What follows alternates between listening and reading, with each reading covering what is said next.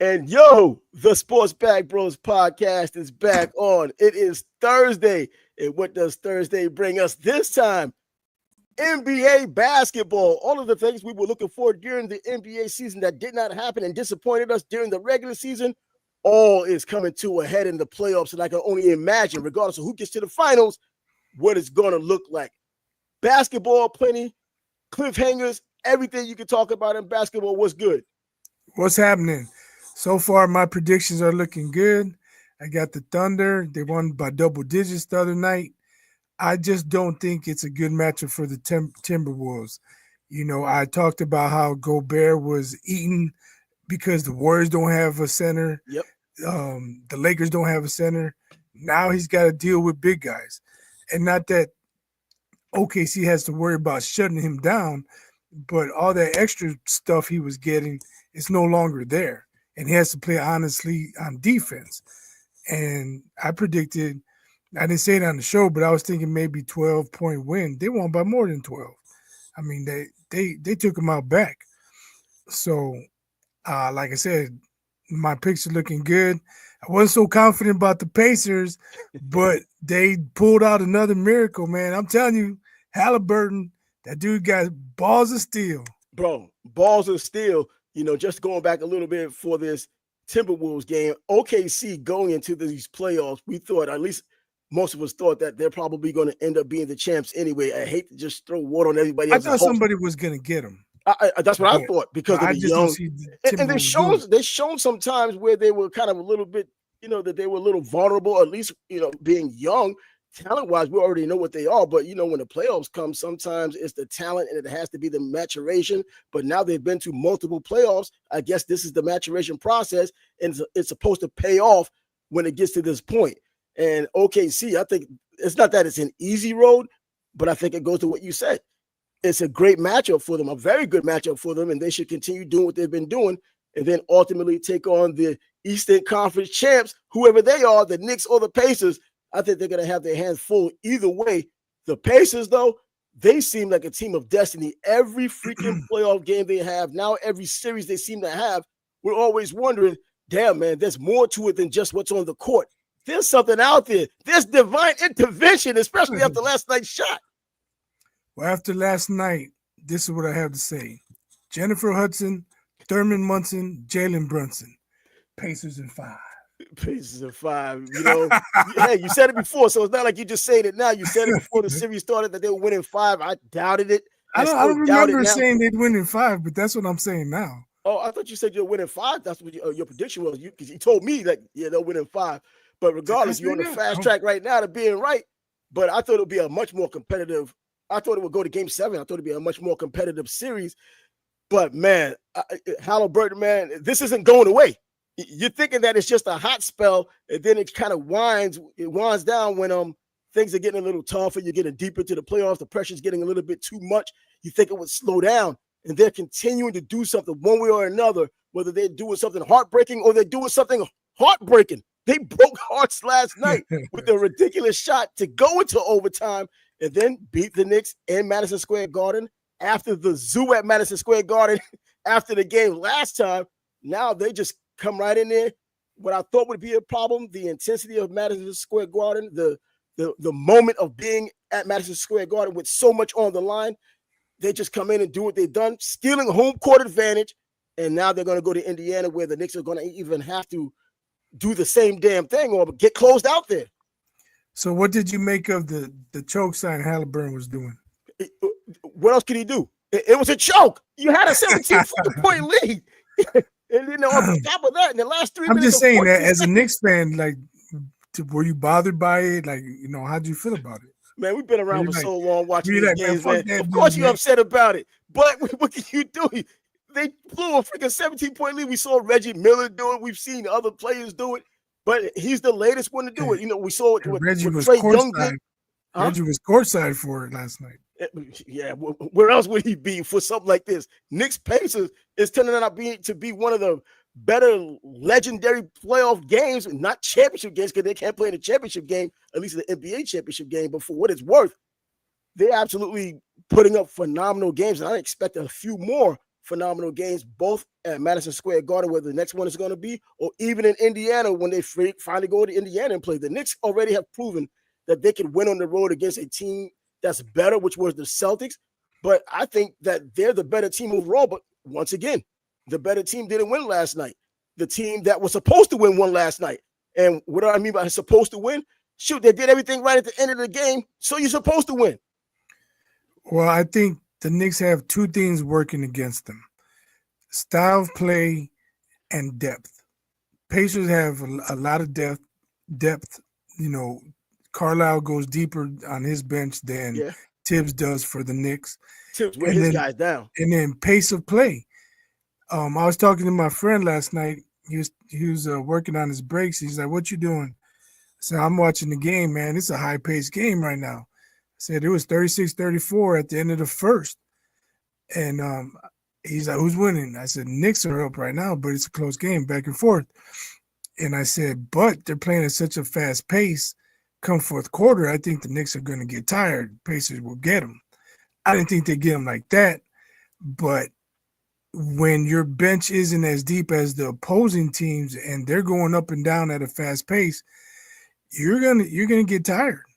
And I think they missed like 14 free throws last night.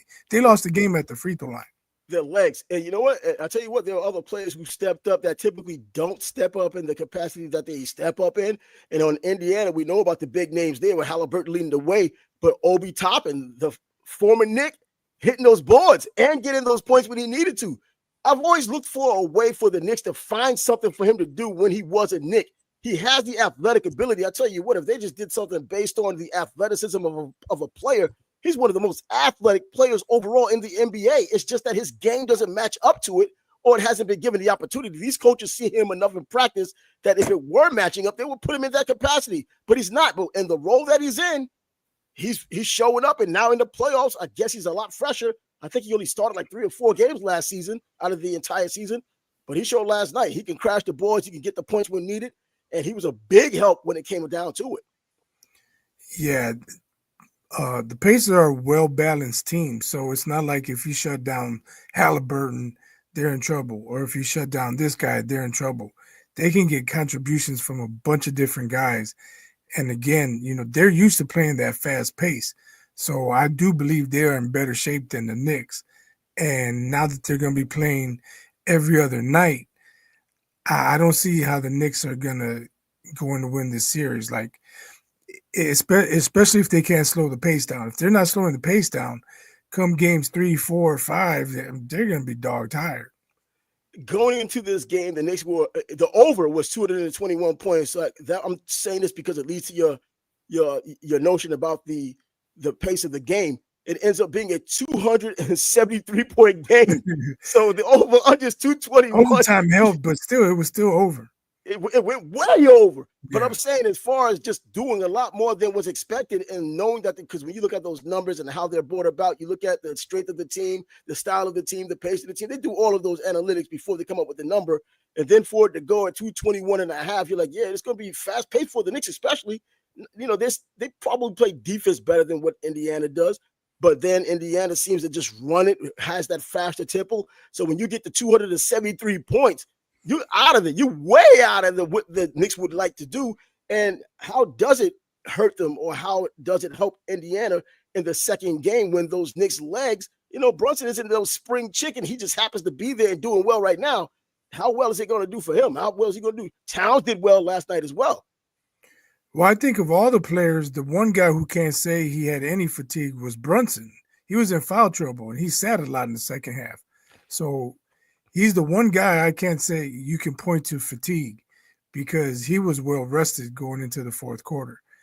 And injury-wise, he's been getting injured recently. Yeah. Last year it started off towards the end, and then we know how that turned out. And he's been banged around a bit now. Everybody's got the injury bug on them somewhere or another, just being tough and a battle of attrition that wears them out throughout the course of a long NBA season, now deep into the playoffs, where this is just a game from the championship game, a series away from the championship game.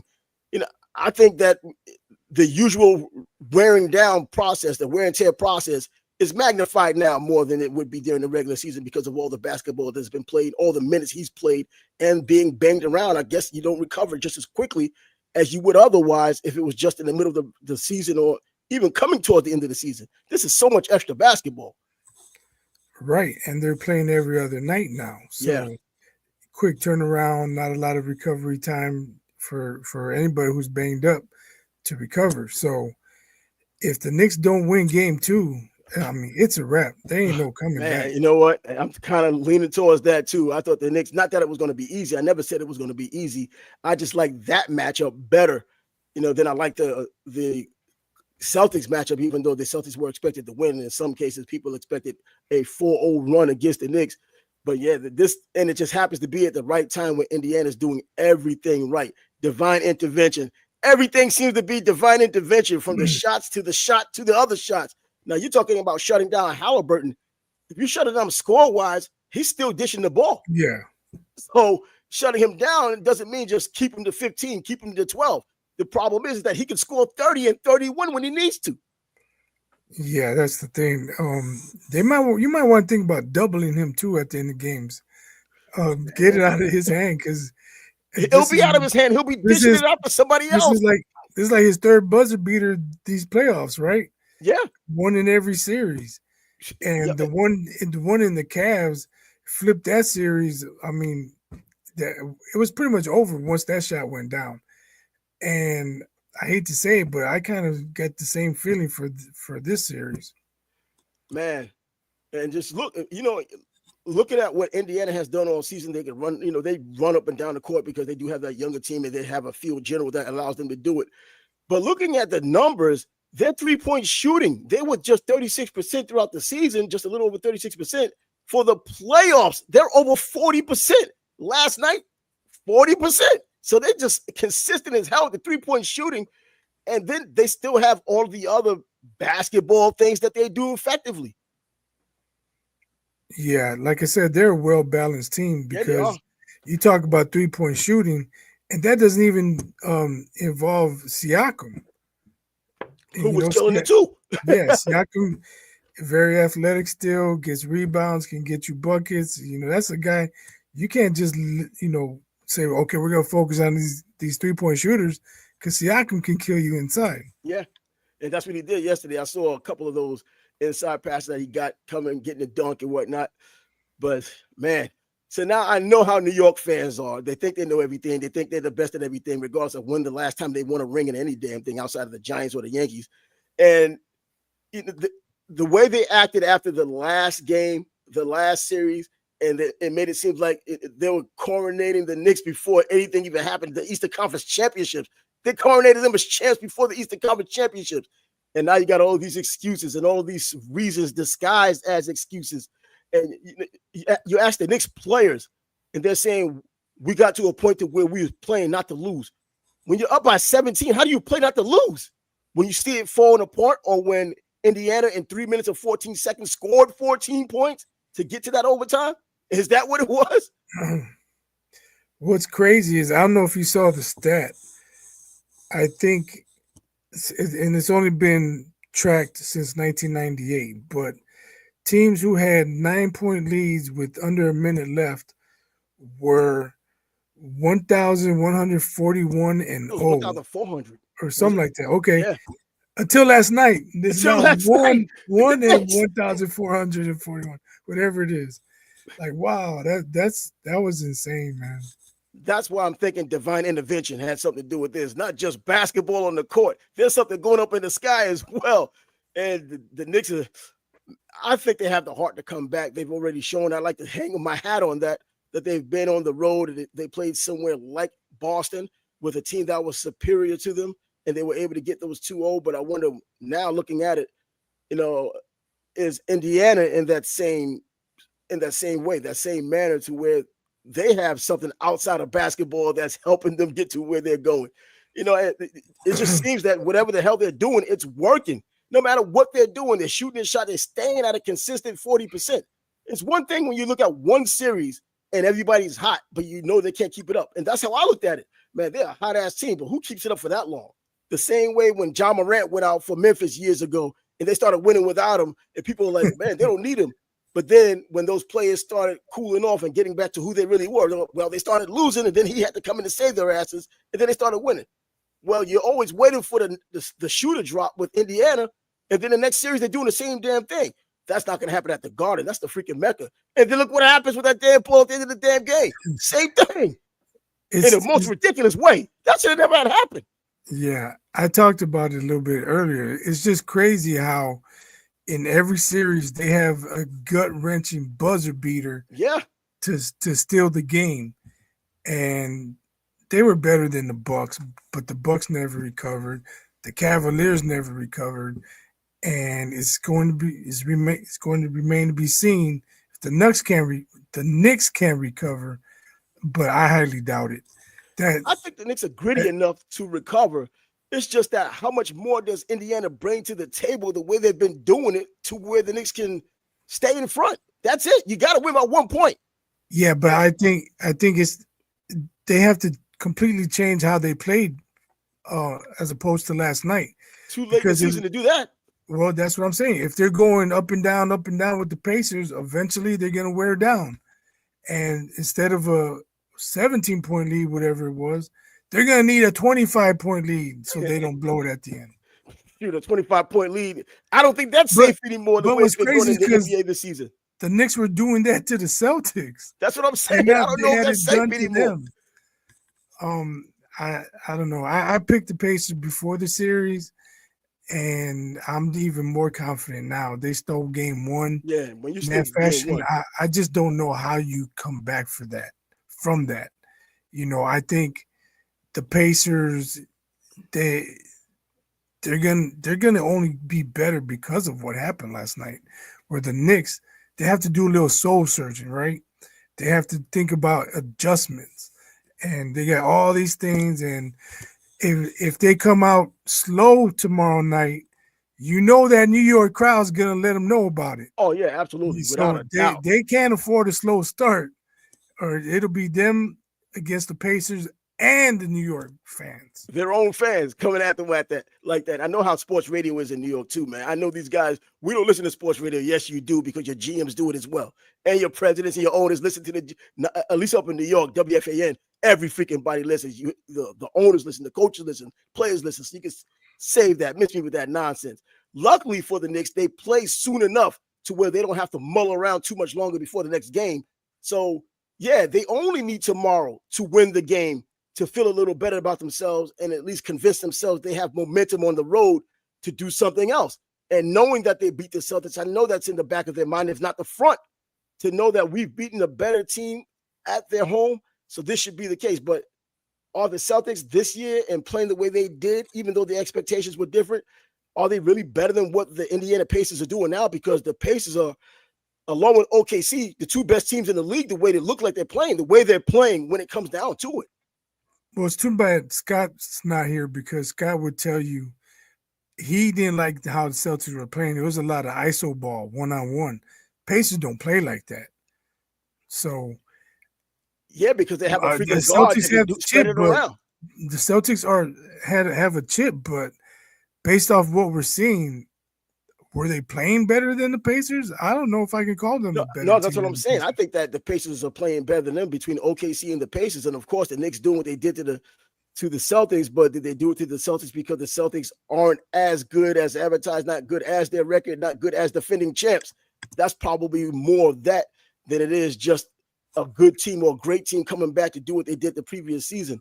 But Indiana, hey, call it what it is, man. This is a damn good team. It seems like a team of destiny until the Knicks can prove otherwise and show that they're a team of destiny of their own. But that first salvo is not a good sign. Luckily, they do play tomorrow, and luckily they do play at the Garden, so they can at least try to get something. Act like you got some momentum if you could pull off that second game, go on the road, convince yourself that you do have that grittiness, which I think they do have. I still wonder at times, how do they lose in front of that crowd? I don't know, it's a little New York bias, but how do you lose in front of that Garden crowd? I've always thought it was one of the best crowds, if not the best crowd in all of freaking sports. Every team says that. Every championship team says that. Every non-championship team with a large crowd, a large base says the same thing. But to lose like that to a team like that with the history they have between those two teams, this is Indiana's that damn good. And you know what? This is if they beat the Knicks, I'll be rooting for Indiana. I like freaking Haliburton that damn much, man. I've been rooting for this dude, man, before he even got the big money. And it's just crazy. He's doing all this after being named the most overrated player in the NBA. They may be talking about that money he had gotten, and he, you have to have something to show for that money. He's already started. But it was a vote among players in the league. Oh, see, now I don't know what the hell they're talking about. The dude's not turning the ball over. He's giving two fingers to everybody in the league right now. You damn right. These anonymous people who want to say that he's overrated or one of the most overrated. Man, they're getting a return on that big money they had given him. And if he can continue this, it's not like Trae Young. I thought Trae Young was going to be doing what Haliburton is doing right now, constantly going to the playoffs after what he had done to the Knicks. I thought that was the beginning of him hitting that superstar status. And he just still scores and still does things for Atlanta, but they're still Atlanta, and he's still not really talked about like Haliburton or any of the other top players now, like he used to be. Trae Young used to be the top guy, and not because he was synonymous with Luka. They gotta start getting in the playoffs. That's how you make your name. That's the problem. You gotta get the playoffs first, right? But let me ask you this, because I saw them talking about it on one of the morning shows, and I thought Stephen A. was coming off as a hater. He's like, Haliburton is not a superstar. He's not a superstar. I don't know, man. And he said, when I think superstars, I think LeBron, Steph. Oh, yeah, okay. Because they've been around forever. That's why. He's not in that category, but he hasn't been in the league for 15, 16 That's what years. I'm saying. Come on. If he's around for 10 years. I think he's just salty, man. He don't want to give up. He don't want to give Haliburton his flowers. Nah, you got to give him. How can you not give him, especially not even after last night, but what he's done throughout the entire playoffs when the lights were on him and in the regular season, though. I don't know if that's going to give Haliburton more incentive, but he doesn't need any more ammunition, man. That dude got a lot of shells in his shotgun. A lot of shells. And then he's doing a little choking thing, so he's carrying over, pick up the baton from Reggie Miller to carry it over. And I think he's that player that does have the staying power. Trae Young, I thought he would be that player, but I wonder if it's more of Atlanta than him when it comes down to having to stay in power and just being the player, because he's still like the leading scorer on the team. He's still the face of that team. They're just not doing anything. And remember years back when Dominique was the face of the team, at least you knew who Atlanta was because of him. We're not still talking just Atlanta because of Trae Young. We're just saying Atlanta because they lost to a next team, and Trae Young just happened to be in attendance. To be honest, I think you're the only one out here talking about Trae Young. I'm giving this dude props. Trae Young's a good player, but not a great player. I'm not saying he's not a good player. I'm just saying you're talking about. We were talking about Trae Young. I think you're the only one that talks about him. Well, I'm looking Trae Young at that Knicks game, that playoff game against the Knicks, when it looked like that was the beginning of a huge stardom, a huge career about to start, going to the playoffs, being frequently going to the playoffs, and it didn't work out that way. But Haliburton, I can live with that, because in the regular season, you see the numbers he puts up, just assists. So it's not always about, and he doesn't have the turnovers, because we remember when Russ used to get all the assists, we look at the turnovers and say, damn, man, this is Caitlin Clark before Caitlin Clark. But now she's got her turnovers down. But he was still getting his turnovers, but he did have the triple-double for the season. Now, Haliburton, this dude's getting all the assists and two turnovers, 1 turnover, 3 turnovers. That dude handles the ball a damn lot, and he's just an effective, efficient player. And now he's on his way to superstardom. And I don't even think it's just a Knicks thing. Once the regular season starts next year, whether they win or lose, he's still going to be the guy. They paid him to be the guy. I think he's going to do a lot of star things. Now I wonder will he do it for a lifetime in Indiana. That remains to be seen, but I think he has a lot of things going in his favor. He's not the most athletic, but he's got good size. He has good court vision. He has good handles. He can get to the basket and finish. You have to respect his shooting. So he's a problem. And as far as him being a superstar, no, he's not in the stratosphere with Steph and LeBron. Ant's trying to ascend there. Shea's trying to get there. He just got his first MVP. But if he is another buzzer beater at the Mecca, like who else is it doing? But hitting buzzer beaters at the Mecca. Like, and the what's matters. bigger than that? That's what I'm saying. So, and he's doing a whole lot more in between time. Like I'm saying, typically he's the player who could score 13, 14, 15 points a game, but the assist is the reason why his team is going to win. Now he's scoring the 30 points and still getting the assist, the 31 points and still getting the assist, and then the coup de grace at the end of the game, still hitting the three, still doing something effective that helps them directly win the game. And think about his two buzzer beaters. The one against the Cavs, he gets a rebound in the paint, can tie up the game, but decides to dribble out, dribble the clock down, and take a last shot and splash a three to win the game. It wasn't quite at the buzzer. There was a little time left, but you know what I'm saying. Yeah. Then last night, he's driving to the basket. He's like, you know what? Fuck this. I'm going to turn around and shoot a three and send everybody home. He had the Kevin Durant toe on the line. Yeah, that's what he had, that Kevin Durant toe right there, man. But, but he was at the free throw line. He's like, he stopped, turned around, ran out. No, I'm shooting a three. Fuck this. I'm not going for the tie. I want the win. And that's why I say that man has balls of steel, man. I've watched a lot of basketball. I don't know that there's ever been a player with bigger onions than Tyrese Haliburton has. A young player like that, so there's more to come. And I don't think it's going to end. You could build a team around him, and the team they have right now has every bit of a potential to at least get to the championship game. And you never know what's going to happen if they end up being that in the championship game with either the Timberwolves or OKC. It looks like it may be OKC, but it seems like they just find a way to get it done. And as much as you would like to hate what Indiana is doing, because for me, I'm a Knicks fan, man, I just like watching the dude do well. If the Knicks are going to lose, it should be to him. Now, I didn't say the same thing when Reggie Miller was doing the same damn thing. But Haliburton, man, he just does it differently. You know what I mean? I think because he dishes the ball, he's that point guard, and in New York, point guards are worshipped. That's why they call him the point guard. So when the point guard is doing his thing, yeah, you hate that he's doing it to your team, but once you get over that hump and he moves on, and you probably root for that damn team. I know a lot of New Yorkers wouldn't root for the Indiana Pacers, but they may just root for him, as I would do.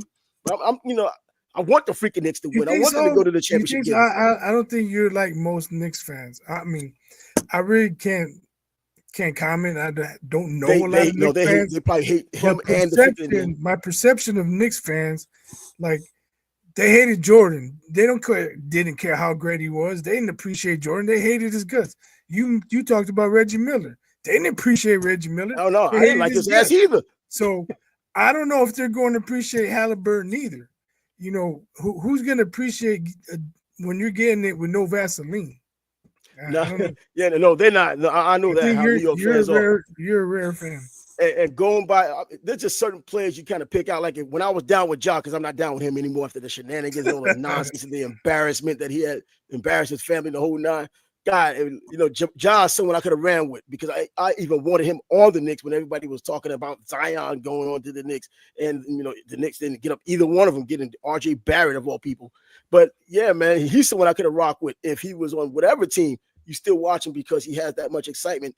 Haliburton brings that much excitement as well. You talk about his lack of athleticism. He makes up with it with his IQ, being able to dish the ball the way he does and control the game the way he does and be the true extension of the coach, like the P guard is supposed to be. He's doing it and he's coming from Oshkosh, Wisconsin.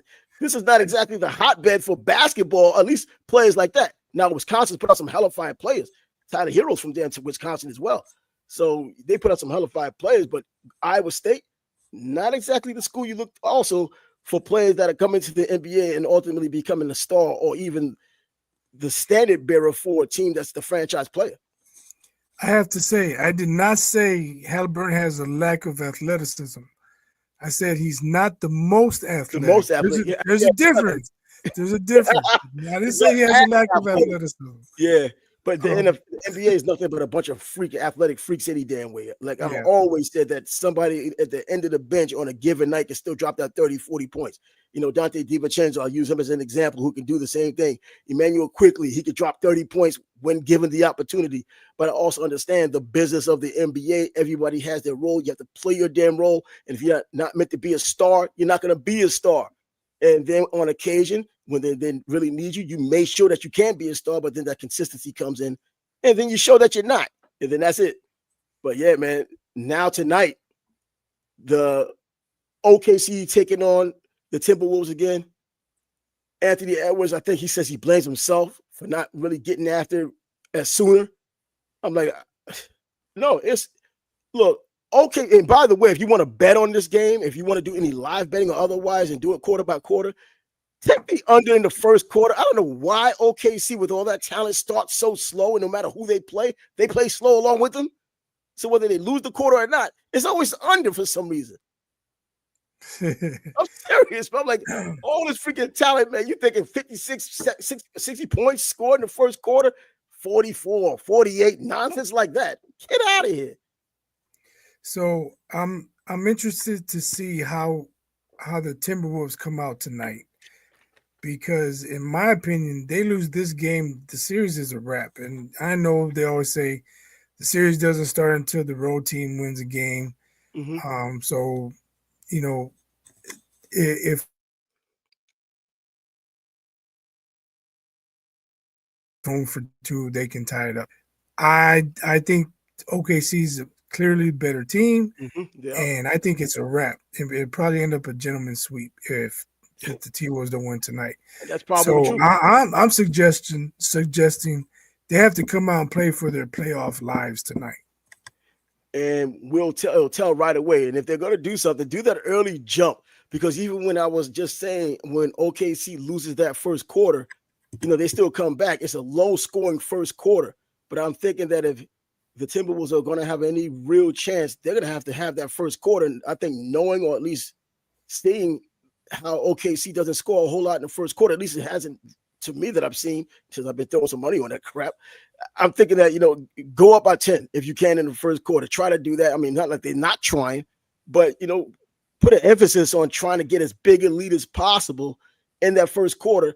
So that sets the tone. So even after halftime, you can kind of pick up where you left off if things kind of mellow out or get leveled out in the second quarter. Because after halftime, teams don't typically score a whole lot coming out of the half. Now, I guess because of just having to rejuvenate and whatever, or get the pep talk and make the adjustments, and things aren't as fast in the third quarter. But yeah, I think Minnesota's going to have to be consistent every freaking quarter in order to pull this off. And in OKC, that's a really likable crowd. It's a likable crowd there at OKC. You look at these people all dressed the same, look like stormtroopers in the stands. Like, damn, look at that. So I can't remember where I saw it, but you know, there's a lot of crap on social media. Someone before the game said that Ant is twice the player Michael Jordan ever was. Who said that? I mean, I don't know. I mean, I didn't pay much attention, but I saw it. Then after the game, I saw a clip showing Caruso locks up Anthony Edwards, and I watched it. He couldn't shake him. Like, this the guy they're talking about is better than Jordan. He can't shake Caruso. I know Caruso's considered a good defender. Caruso's a pain in the ass this past series. Yeah, he's a good defender, but he shouldn't be able to shut down Anthony Edwards. Come on. Nah. But hell, you know, you know what? A lot of the players was giving him props after the last series. They're like, you know, you look at the people that everybody talks about, but the real MVP of this series was Caruso. And I looked at that, like, you know what? There's a real argument to be made, because he was on Jokic, man. And Jokic was just backing him down. He was like one of these little gnats, you know, like the gnat just keeps bothering the freaking elephant kind of thing. And he disrupted him a bit, frustrated him a little bit too. Yeah, Caruso's a hard-nosed player, man. It's like every championship needs a player like that on their squad. He's their Drew Holiday, in my opinion. Yeah, and he seems to be, and he's one of those unsung heroes on the team, at least for the people just watching, probably people who are OKC fans that watch him play every night. They probably appreciate him a lot more. But we already know how people are overall. They look at either their team or they only know star players. That's it. And then if there's someone who's doing something behind the scenes, like even on Obi Topping, other than New York fans who probably didn't want him to get traded, you know, outside of that, people don't necessarily bring his name up, and whether it's athleticism or what he contributes when he does. But when the contribution is made, you talk about it afterwards, like, damn, this guy came out of nowhere. And I remember I looked at the title of the show. It's talked about how the Pacers took the Knicks' Hart. Was it Josh Hart too? Come on, they took him too. He didn't put up the points I thought he would put up. He crashed the boards, but we needed more than that. And that was that for the Knicks in Indiana. And now tonight, Minnesota, OKC. If OKC goes up 2-0, like you said, gentleman's sweep is probably what it's going to end up being. You know what though? I'm thinking now. I think most often, I don't know if they're going to present him with the MVP trophy today, but a lot of times the other team gets offended and they come out and play harder on those nights because of that when the MVP trophy. when the MVP gets presented with the MVP trophy. You know, they get it, they feel some kind of way, and they seem to give the home team a tougher game than expected. So T-Wolves might put it out. I don't know. We'll see. Would they do that tonight, or would it be after the Well, season? that's what I'm saying. I don't know if they are. Oh, okay. You know, I never really paid attention. I just know when it was given, it was given. I didn't even think about during a playoff series because the playoffs is going on, and I know how the NBA or even the NFL and even Major League Baseball, they want people to focus on the games and not anything outside. You know, they don't want bad news or anything to happen during their series. They want people to just enjoy whatever series they're going through. But yeah, I can see that. But also, I think just knowing that the MVP is on that team, that's probably something they can thrive for too. It doesn't have to be the ceremony. Just knowing this guy got the MVP, and you know whether they agree with it or not doesn't make a difference. They play harder against the MVP, especially a guy like Anthony Edwards wants to play harder against the MVP because he thinks it probably might need to be his trophy one day or even this past season, even though he didn't deserve it. Right. Yeah. So for the T-Wolves to win, I think they need monster games out of Anthony Edwards, at least 35, maybe 40. Monster game from Nas Reed. He's got to be knocking down shots. DiVincenzo's got. I mean, they need contributions from a lot of people, but I think getting a big night from Anthony Edwards would go a long way. But he needs help too. He can't just say, "I'm gonna go for 40 and lead us to victory." No, he needs Nas Reed. Let's not forget Julius Randle, man. Oh, I forgot about Randle. Yeah, Randle's been playing well. That's what I'm saying. He's been playing a lot better, especially his 3-point shooting, which it kills me to see this guy put so much power in that damn thing, and it's going in. I think he's shooting 40%. Yeah, he's been splashing a lot of threes. Yeah, so I don't know. He got his game together. So yeah, so they do have talent to hold the fort. It's just that you talked about it the last time. The freaking OKC just comes in waves. Right. They just comes in freaking waves. As soon as you think it's over and that you're going to recover, boom, another one, another freaking run. A 12-point run after you fought yourself to break it even, come even, or even a point over, then they're coming back again with something else. And then when they start scoring when their top guys are on the bench, and then those guys are scoring, that just discourages you. You would think a typical team, but these are playoff teams with top players. So let's see. And Randall's a gritty, tough player anyways. He just happens to have talent that finally caught up with him. Yeah, he's been playing probably his best basketball these playoffs. I think DiVincenzo is a key player there. He's one of those players that I didn't want to let go. After Randall did that nonsense with the Knicks, he was talking about nonsense about the Knicks when he was with the Knicks, I was done with him from then. Whatever he could give the Knicks in between times, I dealt with it because it helped the team.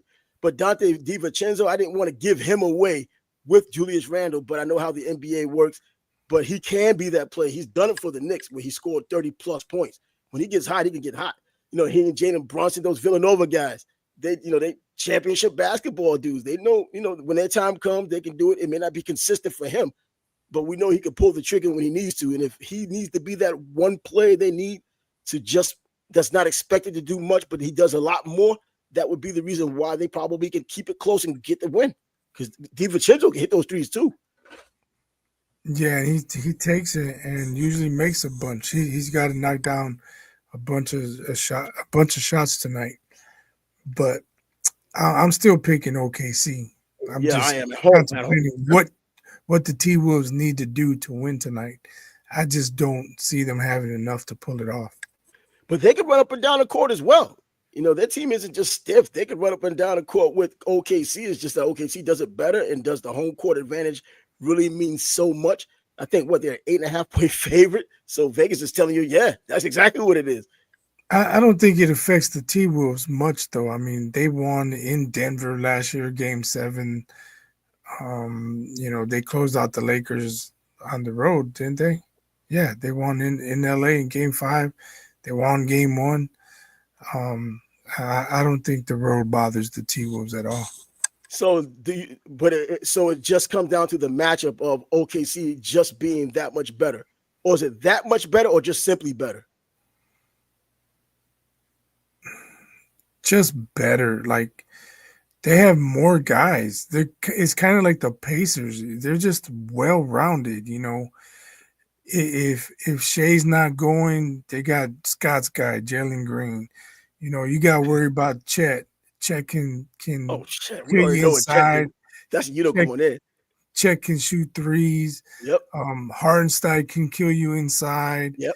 Then you got the guys coming off the bench. You got Dort who can knock down threes, and they all get in good defensive stances. They play defense. Yeah, they do play defense, and they're rambunctious enough to continue playing defense. Those young guys they don't get tired because they play defense. Kind of like Luka, when you bitch about his defense, he gives you his best defense for 5 minutes, and then he's tired and says, "You know what? This defense is for the birds. Let me get back to the offensive side." And by then, his legs are shot, so he can't hit his threes anymore. But yeah, I see OKC. I guess it comes down to, do they cover the number 8.5? I guess that's all you can come down with, because I think they went out right, whether it's 1 point or over them 20 points, like it's been in the NBA playoffs this season. Teams getting blown the hell out. If I was forced to pick one, I'd go OKC. Give the points. Yeah, 8.5 sounds just about it too. I'm wondering what other than what you said they can do, exactly what are they going to do against? What did they practice on in that little bit of time? What did the scouting report say for this second game? What has coach told them for this second game? What I'm seeing. I didn't see it the other night, but I didn't watch the entire game either. Teams are trying to go zone when they can't defend. Maybe that's something they can do. I'm not saying it will work, but maybe that's just something they give a try. They start hitting those threes. Then what? Zone buster. They start killing those. Yeah, so there you go. Yeah, it's funny because I've been seeing the Warriors were playing zone. But they have a right. Look at their freaking center. They don't have one. Yeah, like just different teams playing zone, and you watch them like. I think the Rockets were playing zone, and I'm seeing guys getting open shots. I'm like, how do you guys not know how to play zone? You're not supposed to give open shots like that. I don't know. It's weird. Like, I guess out of sight, out of mind. If you've been in the league for 12, 15 years or whatever, you haven't played zone in a long time. You're like, oh shit, I got to play zone. How do I play zone? Yeah, right. Because was it an illegal defense years ago? Yeah, so that was one of the rules. Yeah, so yeah, they move things around. But hell, man, we got a lot of talking about basketball, man. We forgetting about other things that might have happened. Well, the NFL still buzzing the way it is, and you look at Cam Ward signed his number 1 pick overall contract, over $40 million, so he's looking good there. So I don't know, just. The NFL is not quiet, but there's been just some great basketball played, and I'm glad it has been played like this, because we've been complaining and moaning and groaning about it all season long during the regular season, and whatever the NFL does take precedence over every damn thing else, except for right now. You have a lot of people, and I'm still hearing these stories about low ratings. Where are they getting this from? About interest in the NBA championship game now, or Eastern Conference championship game and Western Conference championship game, or overall playoffs. The numbers aren't what they used to be. Where are they getting it from? Yeah, I don't know. Sorry, I got distracted. So somebody claiming to be Juju Watkins started a private fan chat page or something, and they've been blowing me up. And I don't believe it's the real Juju Watkins, but I'm like, you know what? Come on the show, because this person asked me to join their fan club. I'm like, I ain't paying to be no fan. Real, I don't. All the NIL money you get, you want me to pay to be your fan? Nah. But now they're sending me a message with a screenshot saying, "Hey, I clicked the link, but I can't get in." Man, stop playing. I'm serious. I said, stop playing. Click that damn link. That link went for everybody else. What's the deal? I said, click the link. That's what I said. I said, click the link. I don't know, but anyway. Man, should we put the link inside the chat, so just in case we're gonna flow that way? Go for it, but I don't know. Let me see. I know it's not the real. I know it's not the real Juju. Like, man, why would Juju be bugging me for money? She doing commercials and Juju too busy worried about her doggone knee, man. She got commercials and NIL money, and she wants $100 for me. Come on, man. Man, but people say anything. just to get clicks or whatever these days. This is probably the president of the club. I'm not only the president, I'm also a client. Come on, man. Yeah. So if Juju doesn't come in, I'm gonna tell this bozo, hey man, leave me alone. You're getting blocked. You're not the real Juju. Yeah, just like Bill Haney, right? The real Bill Haney wanted us to talk about golf. What the hell? Yeah, I know, we know. Anyway. Come on, we already have an idea about people who say they are who they aren't. And that's no big deal, man. It's kind of in jest anyway, most times, because if someone was serious about what they were doing, they would come in here and say whatever they're going to say, and we'll take it from there. A lot of times, the people we bring in come in, they've already been vetted in who they are, and they come in and then have their conversation when they have their conversation. But I think you gave Bosco the link for him to come in, but he probably right now can't come in at this moment. But he would be another proud Knicks fan. He would be someone that would come in here and kind of, I don't know, make reasons for the loss, get pissed off like the typical Knicks fan and tell you why they lost and how pissed off he is about it. It would probably be a venting session. Well, listen to New York Sports Radio. That's what it is. Whatever show. If it's a 3-hour show, it's a 3-hour venting session.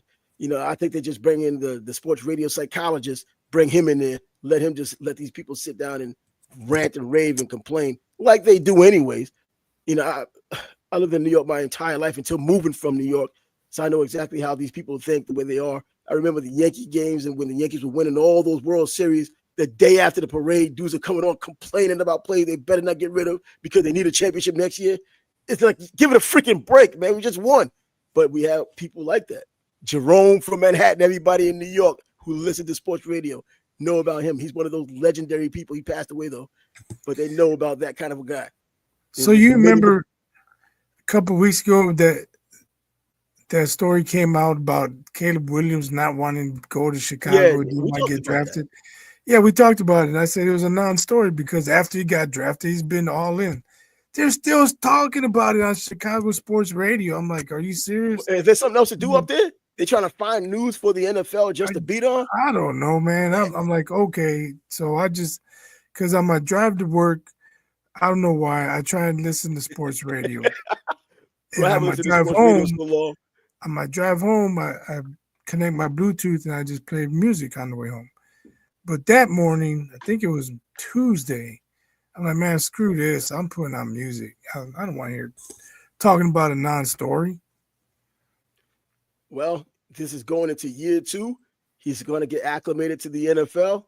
And I think there's some things that are going to happen. This is a team you watch from afar now just because they're putting the pieces together to make you want to watch it from afar. Bears fans kind of have an idea of what to expect. They just hope that their expectations are met. But, yeah, you get a play every now and then, like C.J. Stroud. We're neither one of us are Houston Texans fans, but after he was doing what he was doing, we was checking him out every week, seeing what he was up to, how he was doing it, and he just kept on doing it. And now it's Cam Ward. Even though I'm a little relaxed with Cam Ward because I did watch him play, but this was a fairly weak, if not a very weak, quarterback draft, so I can see how he went number 1 overall. Last season, he would have been just like the number said, he would have been a 3rd or 4th round quarterback last season. But, yeah, I hope he does well. And now, that he's in Tennessee and they are going to rebuild around him. Let's see how he does. I mean, C.J. Stroud, we didn't expect anything from him because they picked so early, so they were a bad team anyway. And then he came in and made these dudes a consistent playoff team for the past 2 seasons.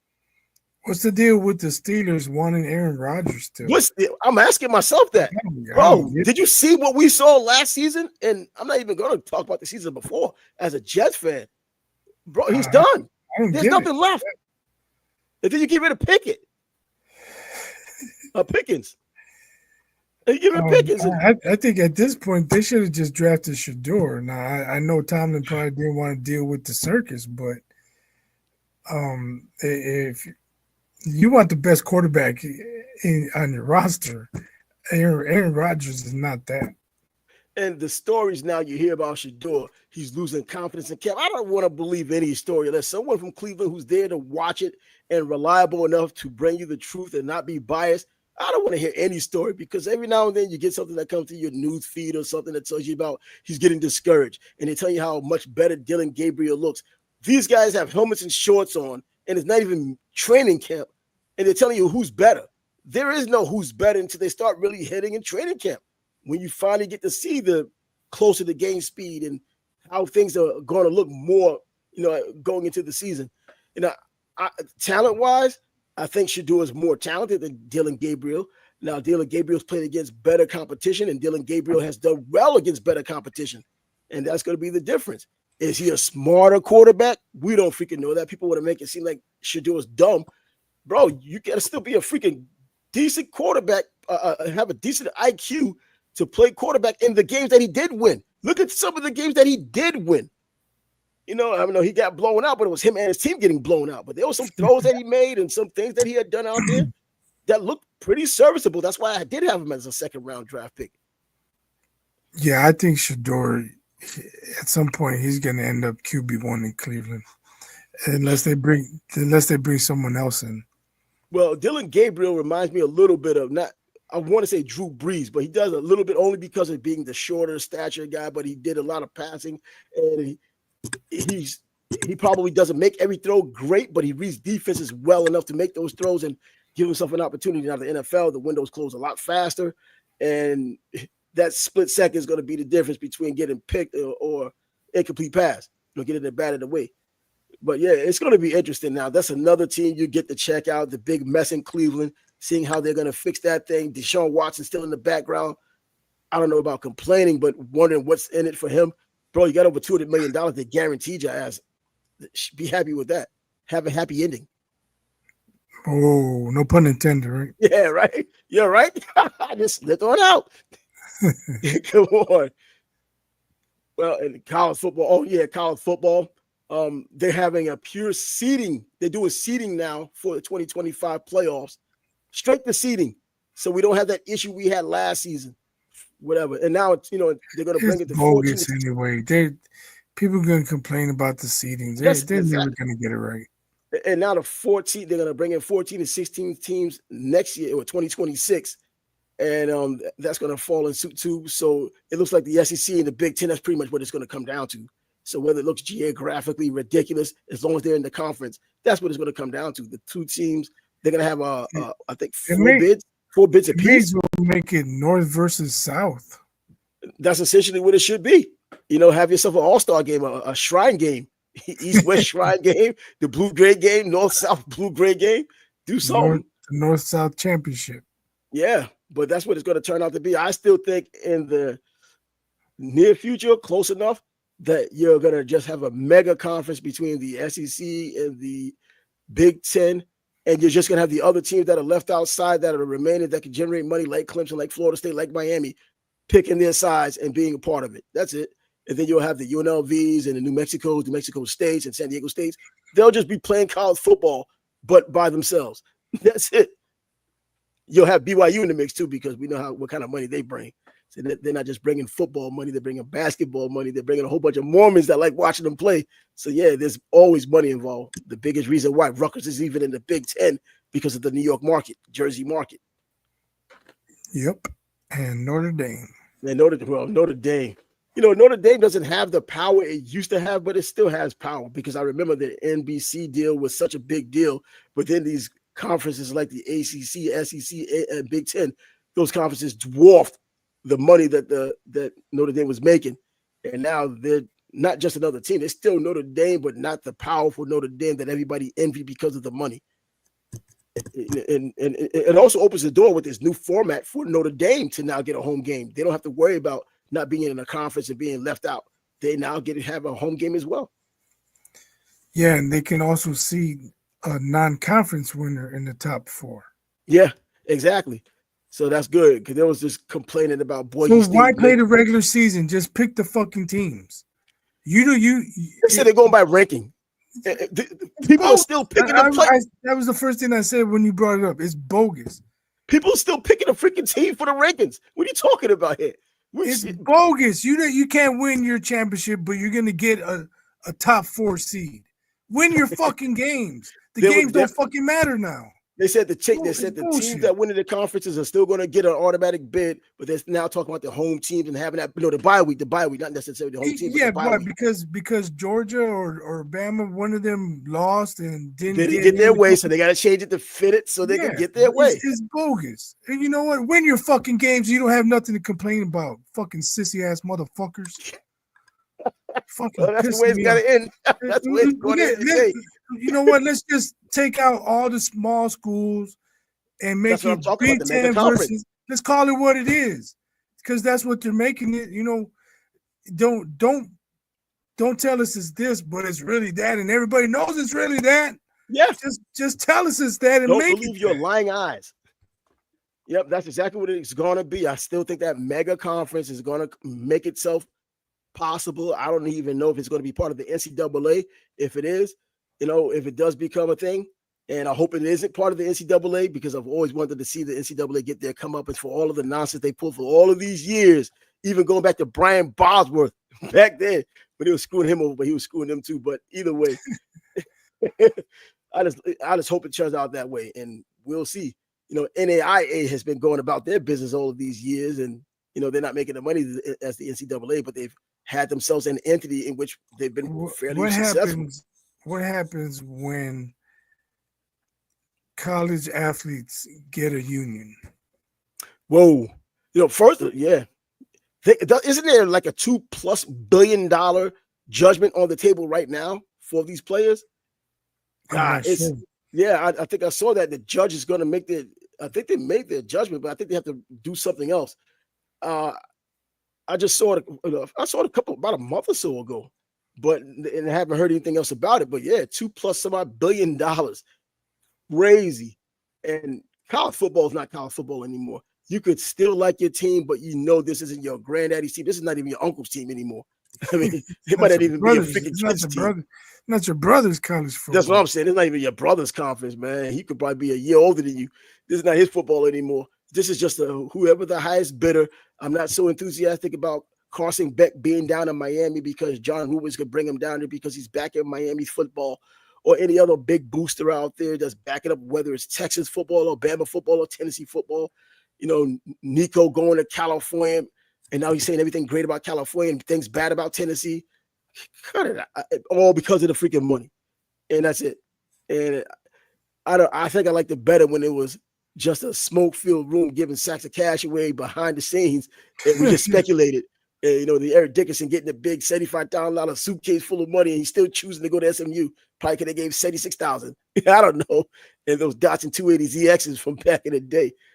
But anyways, we can shut it down now. And Monday, we'll be here before you know it. And by Monday, we'll know even more about what's going on in the NBA between the Knicks and the Pacers. Of course, they're playing tomorrow. Between what's going on tonight. A lot more, exactly, because there will be more than one game played. And man, will there be a hole to dig yourself out of, a deep hole to dig yourself out of? If you're down 2-1, the Knicks can get their ass back because it got took yesterday. There's no other way to put it. There's no freaking other way to put it. You can spin it, do the word salad, all that nonsense. They lost that freaking game that they shouldn't have lost. They choked it a freaking way, and that's what it is. I know people get offended because they're using words like choking away. What else would you use? What else would you say? What else happened? Anyway, he's Bias on Tribe, and the Sports Back Bros podcast will be back at you on Monday. Until then, deuces. Peace.